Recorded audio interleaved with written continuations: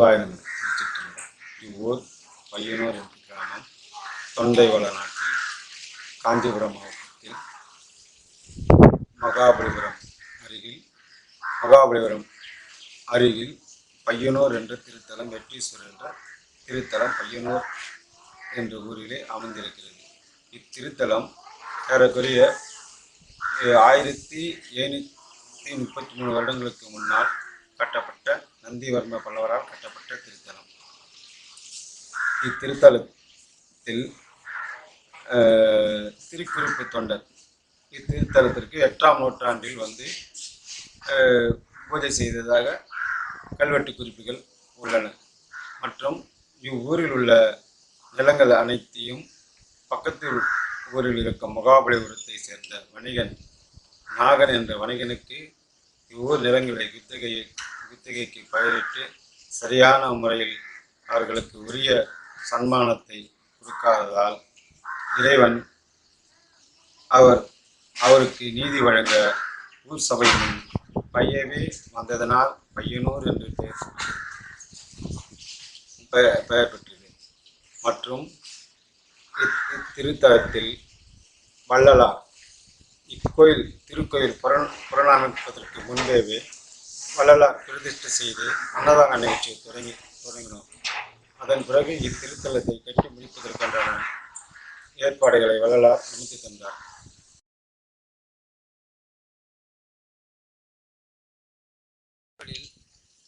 புனரமைப்பதற்கு முன்பாகவே வள்ளலார் 2006ஆம் ஆண்டு புனரமைக்கப்பட்டு இச்சிலையை பிரதிஷ்டை செய்யப்பட்டு அன்று முதல் இன்று வரை இத்திருக்கோயிலில் அன்னதான நிகழ்ச்சி நடைபெற்று வருகின்றது. அன்னதான நிகழ்ச்சியின் மூலமாக இத்திருப்பணியை செம்மையாக நடந்தேறியது. வள்ளலார் ஒரு அன்னதானத்துக்குரிய பலனை எவ்வாறு சிறப்பிப்பாரோ அன்று முதல் இன்று வரை அன்னதானத்தினுடைய அடுத்து எரிந்து கொண்டே இருக்கிறது. அதனால் வள்ளலாரை வணங்கினால் என்றும் பசி பிணி வறுமை நீங்கி இருக்கும் என்பதால் இத்திருத்தலத்தில் வள்ளலாரை பிரதிஷ்டை செய்து வைத்துள்ளார். இத்திருக்கோவிலில் அகத்தியர் என்னும் சிலை பிரதிஷ்டை செய்யப்பட்டுள்ளது. அகத்தியர் இத்திருக்கோயிலுக்கு விஜயம் சென்றதாக ஒரு குறிப்பு உள்ளது. அதனால் இத்திருத்தலத்தில் அகத்தியரை பிரதிஷ்டை செய்து வழிபட்டு வருகிறோம். இத்திருக்கோயிலில் இடைக்காடர் என்ற சிலை பிரதிஷ்டை செய்யப்பட்டது. இச்சிலையானது ஏறக்குறைய 2000 வருடங்களுக்கு முன்பு பழமையானது. இடைக்காடர் சித்தர் இவ்வூருக்கு அருகாமையிலே இடையான்குப்பம் என்ற வில்லேஜில் பிறந்து இப்பையனூரில் வாழ்ந்ததாக கல்வெட்டு குறிப்புகள் உள்ளன. மதுரைக்கு அருகில் உள்ள இடைக்காடார் என்ற ஊரிலே அவர் வாழ்ந்துள்ளார். இவ்வூரில் பிறந்து வாலிப பருவத்தில் இவ்வூரில் இருந்துள்ளார். மற்றும் அவர் திரு அண்ணாமலை திருத்தலத்தில் முக்தி அடைந்துள்ளார்.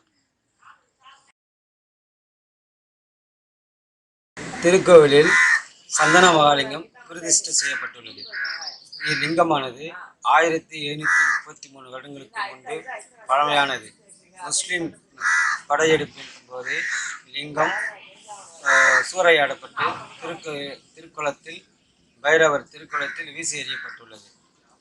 இத்திருக்குளத்தை தூர்வாரி சுத்தம் செய்யும் போது உழவார பணி அடியார்கள் சுத்தம் செய்யும் போது கிடைத்தது.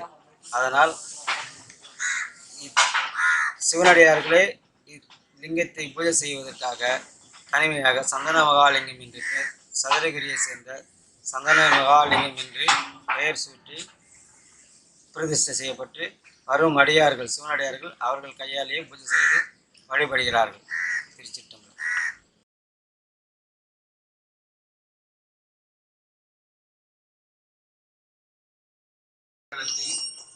இறைவின் பெயர் ஏலார் கோயிலி. அழகு மிகுந்த கூந்தலை வாரி முடித்தவர். அதனால் அம்மனுக்கு ஏலார் கோயிலி என்று இறைவனால் பெயர் சூட்டப்பட்டுள்ளது. திருவாசகத்திலே ஏலவார் கோயிலை என்று ஒரு பாடல் உள்ளது. அப்பாடலுக்கு ஏற்றவாறு அம்பாள் சிறப்பு மிக்க அழகு உடையவளாக இருப்பாள்.